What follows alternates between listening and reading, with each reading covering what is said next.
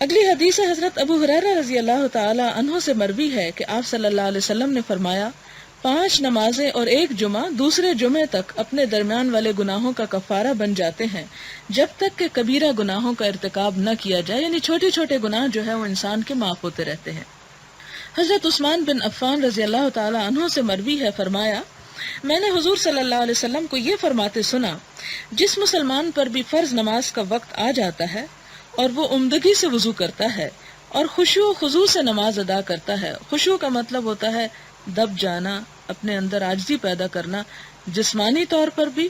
اور اپنے دماغ کو بھی اور دل اور نیت کو بھی اللہ تعالیٰ کی طرف جھکا لینا، تو وہ نماز اس کے گزشتہ گناہوں کا کفارہ بن جاتی ہے جب تک کہ کبیرہ گناہوں کا ارتکاب نہ کیا جائے، اور یہ ہمیشہ کے لیے ہے۔ اب آپ دیکھیں کہ جو نماز انسان کے گناہوں کا کفارہ بنتی ہے وہ نہیں کہ جس میں پڑھ کے پتہ ہی نہیں چلے پڑھا کیا تھا، اور پڑھتے ہوئے بھی انسان وہی پچھلی باتیں دہراتا رہے۔ فرمایا کہ عمدگی سے وضو پہلی شرط، اور آپ یہ یاد رکھیں کہ جتنا اچھا انسان وضو کرتا ہے اتنی ہی نماز اچھی ہوتی۔ اگر وضو میں کوئی کھٹک باقی رہ جائے تو نماز بھی بے چینی میں گزرتی ہے۔ اور خشوع و خضوع سے نماز ادا کرے، یعنی انسان پوری طرح اللہ کے آگے جھک جائے اور ملامت کرے اپنے آپ کو اور اپنے عجز و انکساری کا اظہار کرے، تو ایسی نماز جو ہے وہ کفارہ بنتی ہے۔ اسی لیے آپ دیکھیں کہ قرآن پاک میں یا حدیث میں نماز پڑھنے کا لفظ کہیں نہیں آتا، ہمارے یہاں اردو میں پڑھنے کا لفظ زیادہ آتا ہے، جبکہ وہاں پر قائم کرنے کا لفظ آتا ہے۔